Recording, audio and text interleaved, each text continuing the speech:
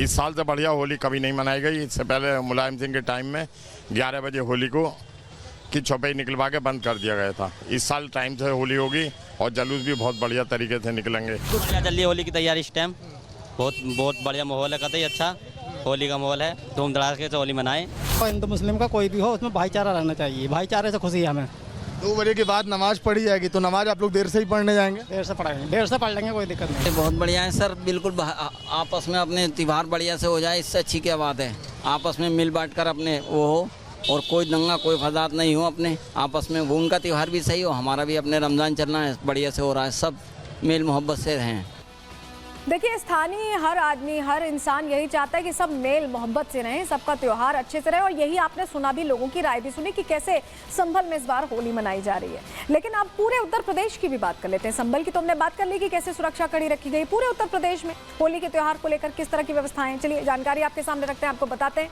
दरअसल यूपी में प्रशासन अलर्ट है। 27 जिले संवेदनशील बताए गए। रिपोर्ट तैयार की गई थी और इन जिलों में पीएसी की 60 कंपनियों की तैनाती रखी गई है। डीजे की आवाज की सीमा भी तय की गई है, जिससे हो हल्ला ना हो, हुड़दंग ना हो, हर चीज का ख्याल रखा जा रहा है और दोनों समुदायों के लिए रखा जा रहा है। ऐसे में जो लोग सोचते हैं कि सिर्फ विशेष समुदाय के लिए स्पीकर डाउन कराया जा रहा है, उनके लिए खबर बहुत जरूरी है। डीजे की आवाज की सीमा तय की गई है। ड्रोन कैमरों से भी निगरानी हो रही है।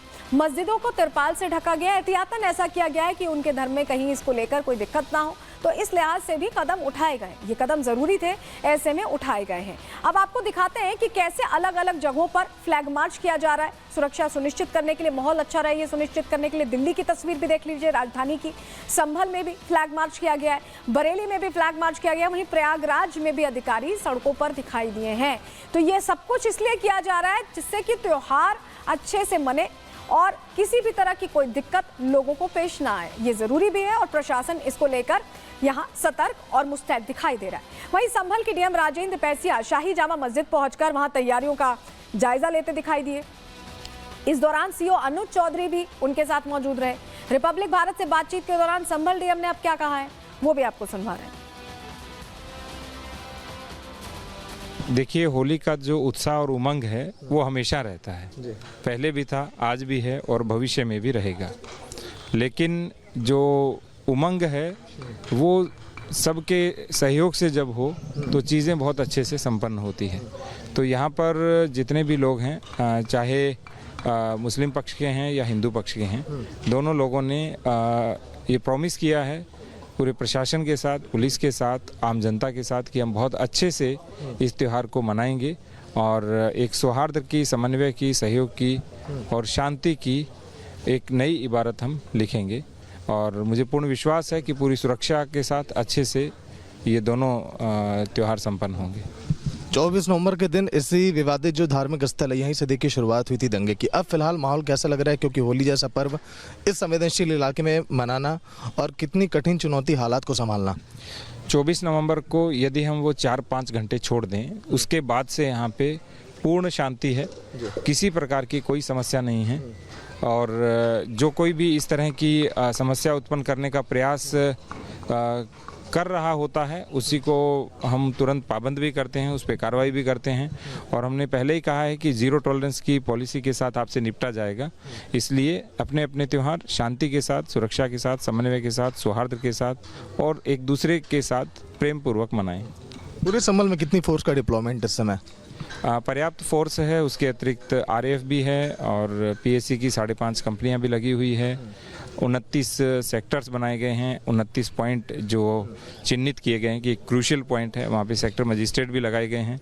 6 जोन में बांटा गया है और 28 क्यूआरटी की टीम है, क्विक रिस्पांस टीम, कभी भी कोई भी आवश्यकता पड़े वो तुरंत रहेंगी।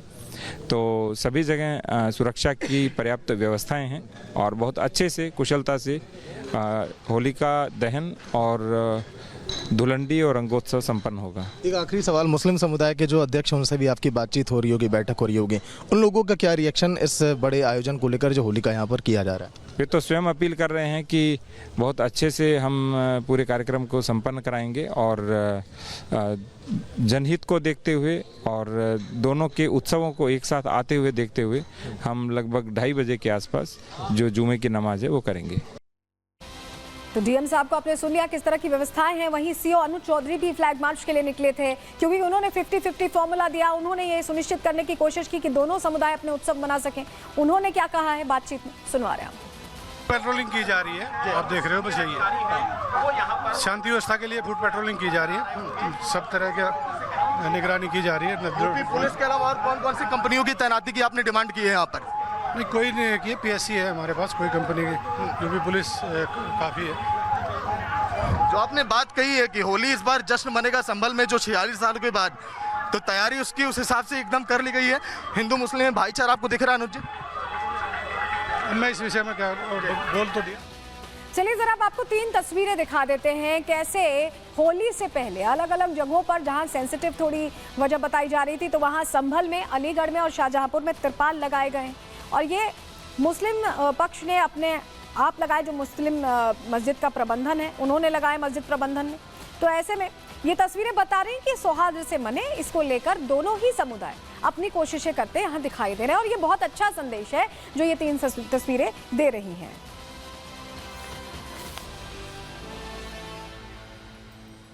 और अगर आपको जुम्मे की नमाज पढ़नी है तो वो जानकारी भी हम आपको दे देते हैं कि आपके यहाँ संभल में अगर आप रहते हैं तो दोपहर 2:30 बजे जुम्मे की नमाज पढ़ने जाइए।